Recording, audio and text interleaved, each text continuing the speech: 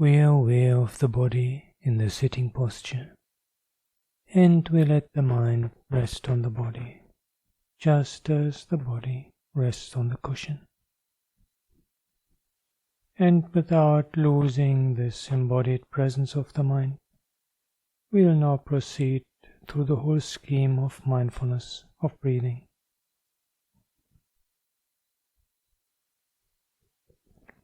And just as we found a secluded spot for our practice, so we establish mental seclusion by letting go of all our worries, concerns, plans and duties. No need for them now.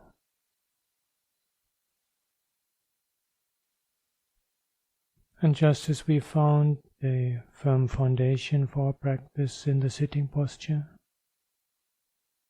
so we establish a similar foundation in the mental realm by formulating our motivation.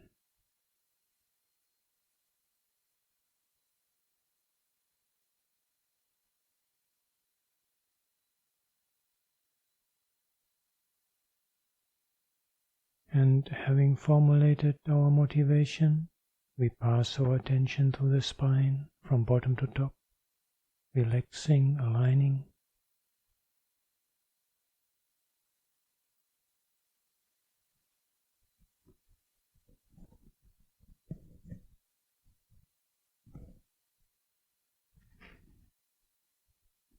And we point the mind straight at the present moment, checking in on the condition of the mind as it is now, and establishing mindfulness, making mindfulness predominant, bringing it to the fore,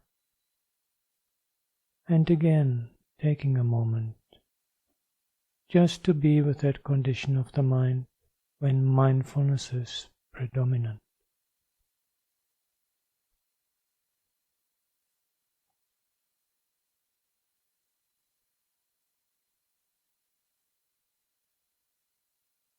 And with mindfulness established, becoming aware of the inhalations and exhalations,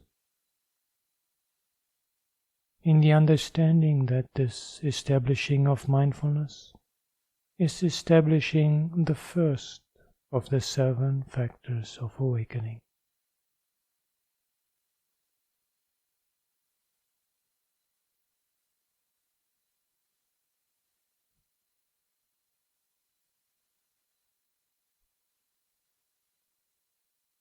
And building on the presence of this first factor of awakening, mindfulness, we arouse investigation. Perhaps, if we wish, taking an intentional long breath.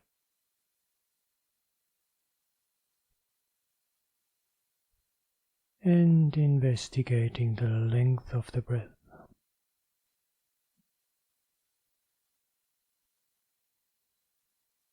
Scrutinizing it,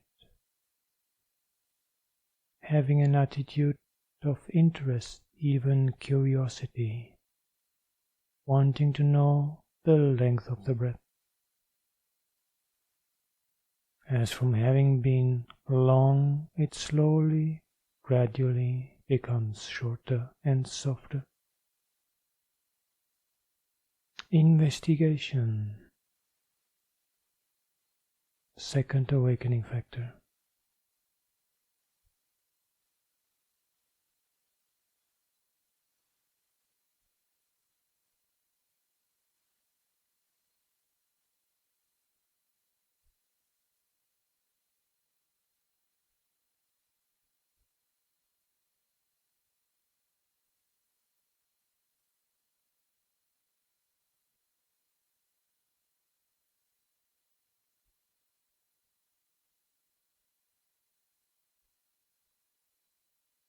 And from the length of the breath, we shift to whole body awareness.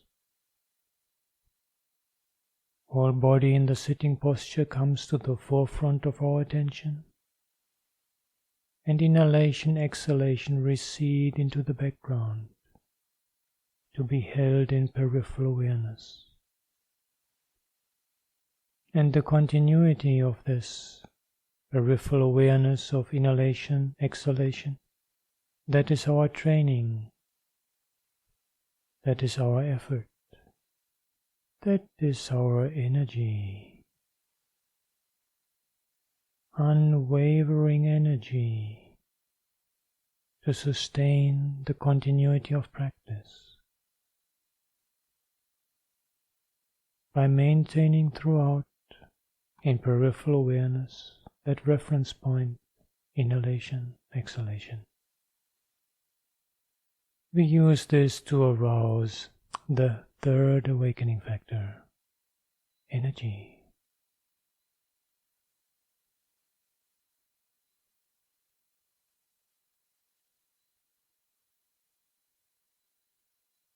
And calming bodily activity.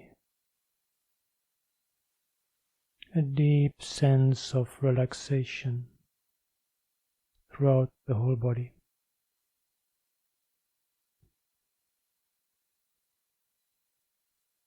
Letting go of any remainder of tension that might be there. Just dropping it off. Letting it sink into the ground.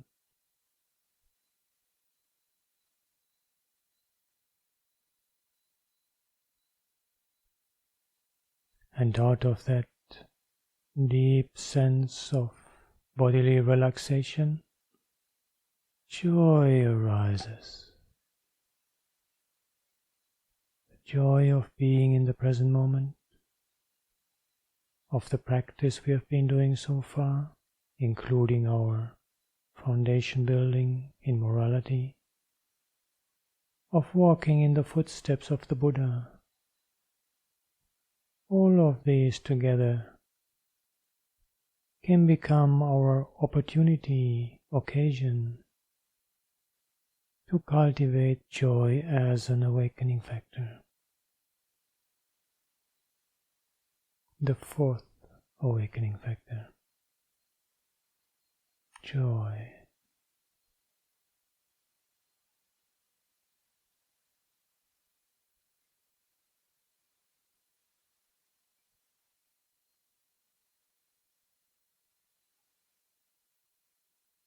And from joy to happiness, the happiness of contentment.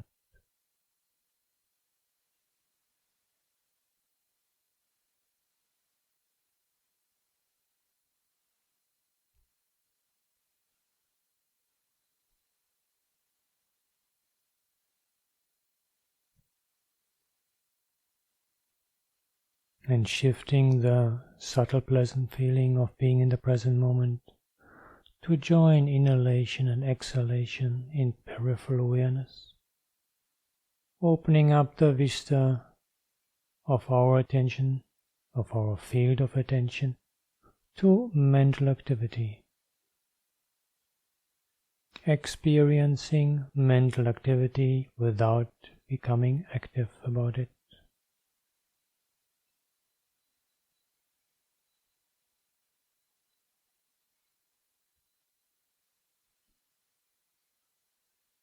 And this uninvolved observation, sooner or later, naturally leads to calming mental activity.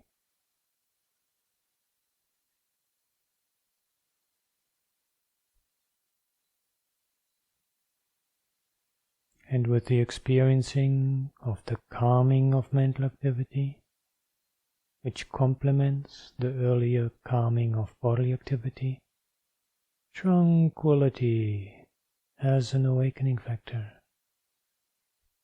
Number 5.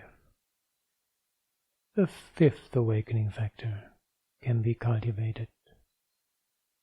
Deep tranquility, body and mind.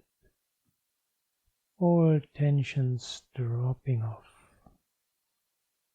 All agitations quietening down. Tranquility of body and mind.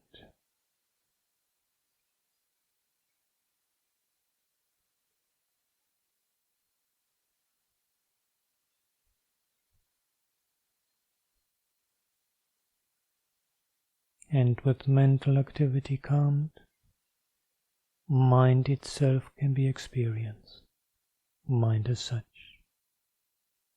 Experiencing mind as such, in its bare, even naked condition, like diving deep into the ocean, leaving all the ripples and waves of mental activity far behind. So still. Just that knowing is there. And in the background, of course, peripheral awareness of inhalation and exhalation.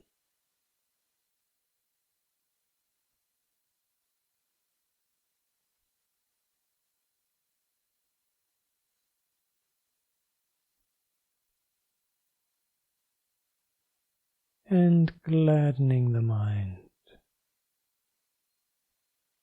A gladness at a very profound and deep level that touches us deep within. Gladdening the mind.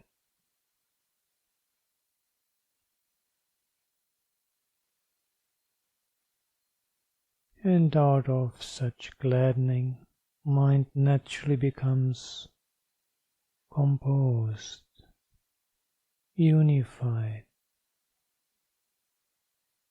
as if the whole of experience is held in a gentle, tender embrace, so that all of its usual fragmentations disappear. Concentration. 6th awakening factor, Samadhi.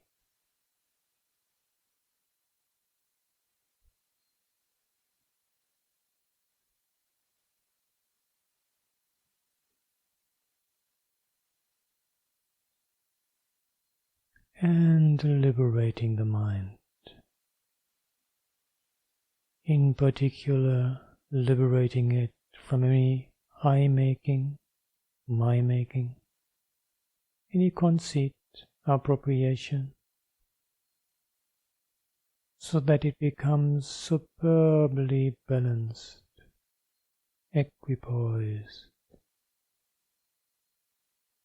7th awakening factor, Upekkha. And at this point, all 7 awakening factors have been aroused. The mind is enriched by the presence of mindfulness, investigation, energy, joy, tranquility, concentration, and equipoise.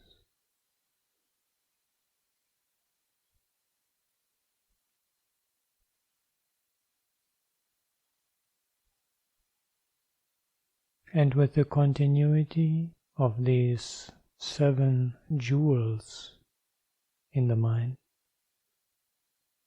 we contemplate impermanence. Impermanence that has been at the background of the practice throughout. Inhalation, exhalation as reminders of change now comes right to the forefront of attention. Changing phenomena.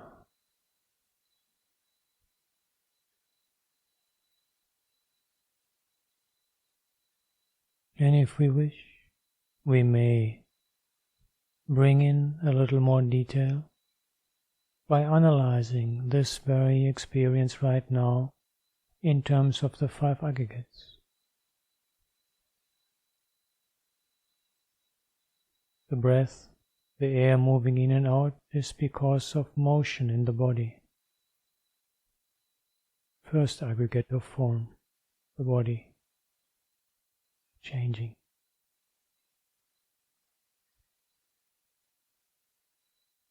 And the sensation caused by the breath, usually neutral sensation. As it moves in, moves out, that is Vedana, feeling, second aggregate.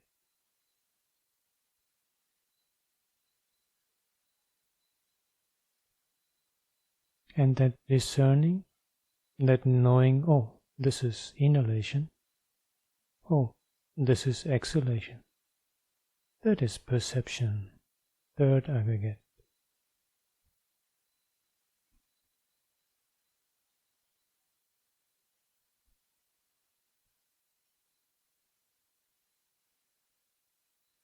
And that intention, one intention after the other, to stay with the breath, not let the mind wander off. That is sankhara, volitional formations, fourth aggregate.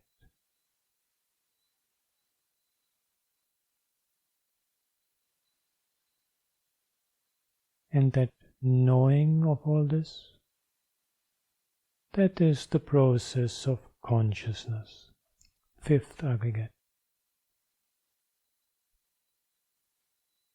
Each of them changing phenomena.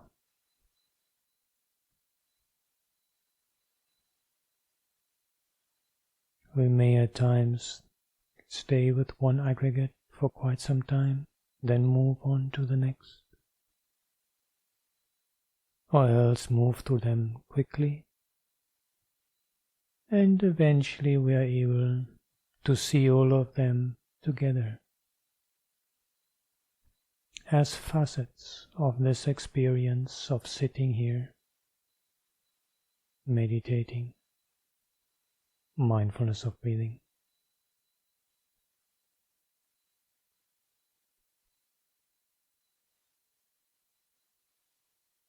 Only at times when this seems appropriate, when we feel like some more detail is appropriate to this situation now, at other times we may just want to be aware of impermanence without details. Depends on the situation, our inclination.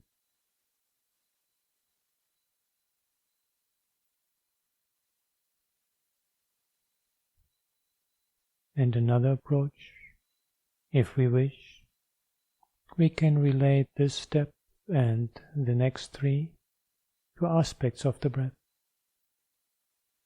For this purpose, the breath has to come a little bit more forward in our field of attention, from being in peripheral awareness, a little more attention, so that we are able to discern not only in, out, but also beginning, middle and end of inhalations and exhalations.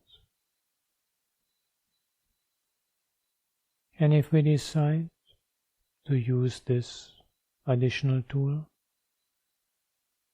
then we can relate the experience of impermanence to being aware of all three aspects, beginning, middle and end, of each inhalation and of each exhalation.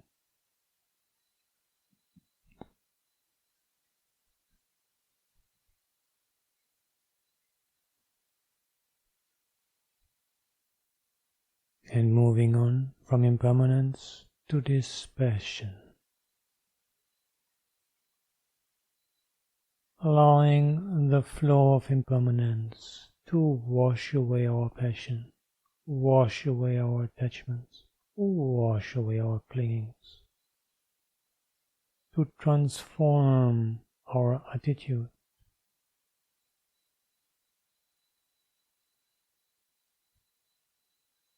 And if we wish to work more closely with the breath, then at this point we could give attention only to middle and end of inhalation, middle and end of exhalation. Breath remains entirely natural. This is not about changing the breath in any way. This is just a matter of paying attention, giving less attention to the beginning and more attention, more emphasis to changing while persisting and disappearing, changing while persisting and disappearing. Just a tool to support our contemplation of this passion, viraga.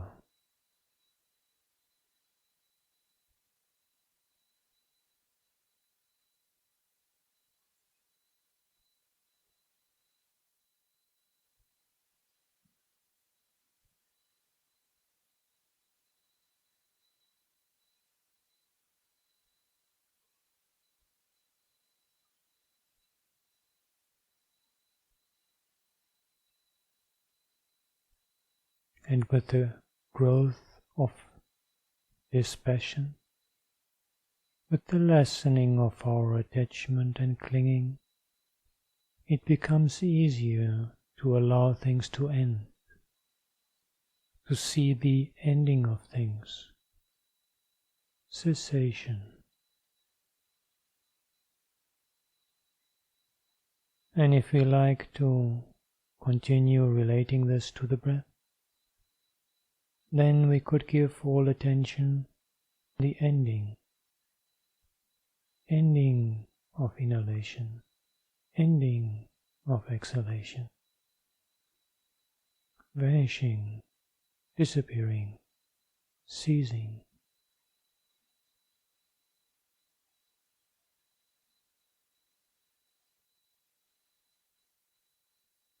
Working against the grain of the normal tendency of perception, of wanting to see only what is new, young, fresh, beginning, and ignoring what is old, ending, disappearing.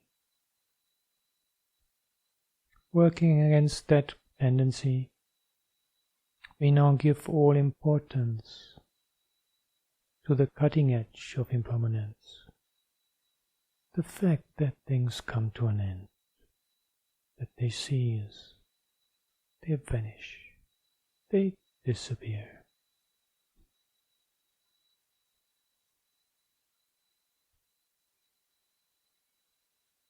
Body, feeling, perception, volitional formations, consciousness, each of them is bound to cease, disappear, vanish.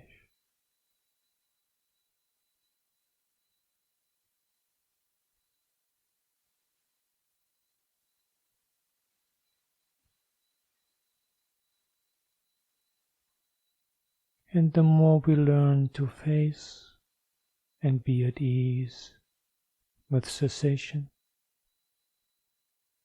the easier it becomes for us to let go. Let go of what we anyway cannot really hold on to.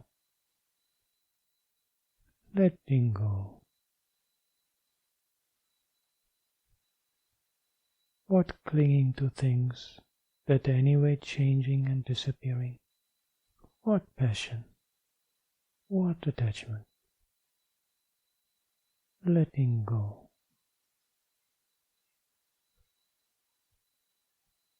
And if we find it useful to relate these insight contemplations to the breath, then we could now give all importance to the gap between inhalation and exhalation, and the gap between exhalation and inhalation.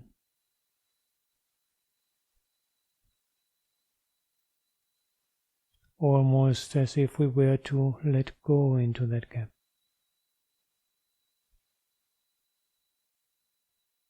And at times we may even wait for the next breath to come by itself, on its own. Not some form of breath retention, not at all. But just instead of initiating the next inhalation or exhalation, just relaxing into that gap and waiting for the next thing to happen by itself, to start by itself.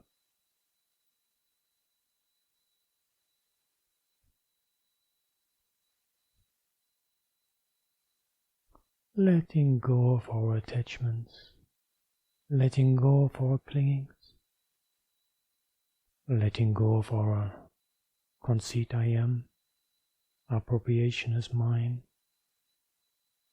and eventually letting go of all that is conditioned, to take the plunge into the unconditioned,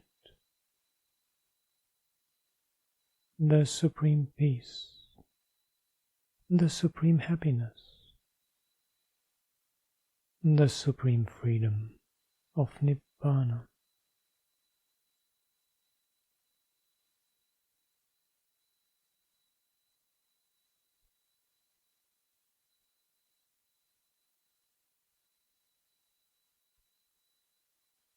Nothing to lose, only to gain by letting go.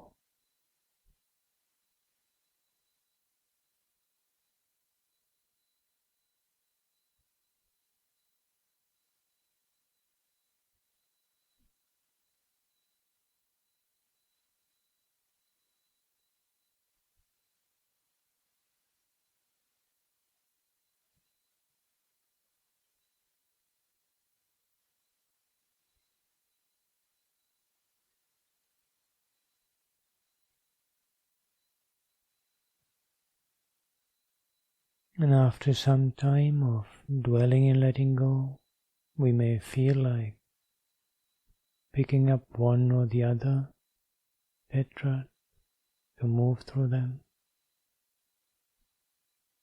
With the continuity of these 7 awakening factors that have been established by our first procession through the previous 3 tetrads, we are free to choose, move here or there, according to what the situation and the mind seems to require. But it would be good, at the end, to come back to this last tetrad, to round off our cultivation of mindfulness of breathing by one more time moving through impermanence, dispassion, cessation, and letting go.